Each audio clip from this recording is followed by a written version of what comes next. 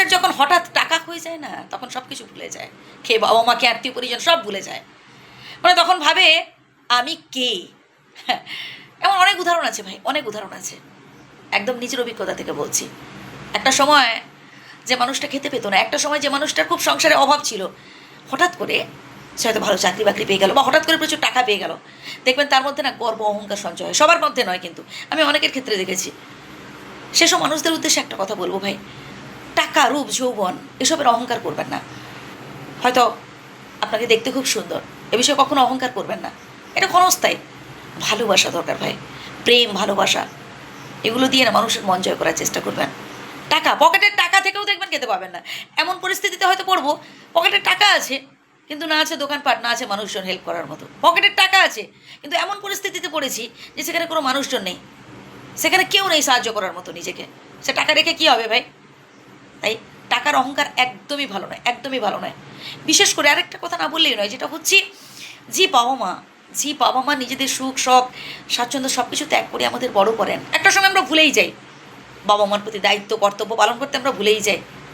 যে বাবা মা আমাদের শৈশব অবস্থায় তাদের সুখ, শখ সব কিছু বিসর্জন দিয়ে মানে আমাদের বড় করে তুললেন, যাতে আমাদের অভাব না হয়, যাতে আমাদের কোনো রকম কষ্ট দুঃখ না হয়, বড় করে তুললেন। অথচ আমাদের যখন মাথায় হাত পেয়ে যায়, যখন আমরা চাকরি বাকরি পেয়ে যাই, যখন আমরা রোজগার করতে পারি, সেই বাবা মাকে থাকতে দিই হয়তো বৃদ্ধাশ্রমে বা হয়তো চিলেকোঠায় বা হয়তো মারার ঘরের পাশে।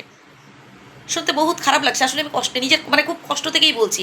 আমি দেখেছি অনেক বাবা মাকে না ভিক্ষে করে খেতে, অনেক বাবা মাকে চোখের জল ফেলতে দেখেছি। হ্যাঁ, সন্তান সন্ততি থাকা সত্ত্বেও তাদের কষ্টে থাকতে হয়, অনেক কষ্টে থাকতে হয় ভাই। আমি একটাই রিকোয়েস্ট করবো ভাই, বাবা মাকে না কখনো কষ্ট দেওয়া উচিত নয়। বাবা মাই আমাদের কাছে স্বর্গ, বাবা মাই আমাদের কাছে ভগবান, বাবা মাই আমাদের কাছে বিধাতা। বাবা মায়ের থেকে বড় কেউ হয় না ভাই এই পৃথিবীতে। আমরা যে পৃথিবীতে এসেছি বাবা মায়ের জন্যই, আমরা যে সব কিছু দেখতে পাচ্ছি, আমরা যে উপভোগ করতে পারছি সব কিছু বাবা মায়ের জন্য। বাবা মাকে কখনো কষ্ট দেওয়া উচিত নয়।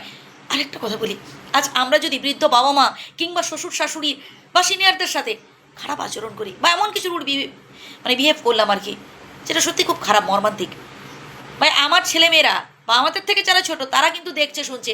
পরবর্তীকালে যখন আমাদের বয়স হবে, যখন আমরা বৃদ্ধ হব, বুড়ো বুড়ি হব, তখন আমাদের ছেলেমেয়েরাও কিন্তু ঠিক এই রকম ব্যবহার আমাদের সাথে করবে। তাই আমাদের নিজেদের অন্তত ভালো থাকার জন্য, যাতে করে পরবর্তীকালে সেম বিহেভ আমাদের সন্তান সন্ততিদের থেকে আমাদের না পেতে হয়, বাবা মাকে অন্তত শ্রদ্ধা করা উচিত, বাবা মাকে ভক্তি করা উচিত ভাই। বাবা মা সবার ওপরে, শুধু বাবা মা কি বলবো, প্রত্যেক সিনিয়রদের শ্রদ্ধা করা উচিত। তারা কি বলছেন ভাই, আসলে তারা না একটা বয়স পেরিয়ে এসেছেন। আমরা হয়তো বয়সের ইয়েতে বুঝতে পারি না, আমরা বলে ফেলি অনেক উচ্চবাচ্য কথা, একদমই বলা উচিত নয়। তারা সেই বয়সটা পেরিয়ে এসেছেন, কোনটা ভালো কোনটা খারাপ তারা বোঝেন, তাই আমাদের ভালোর জন্যই বলেন। ভালো থাকবেন। যদি কাউকে হার্ট করে থাকি সরি, বাট আমি বাস্তবটাই তুলে ধরছি বন্ধু।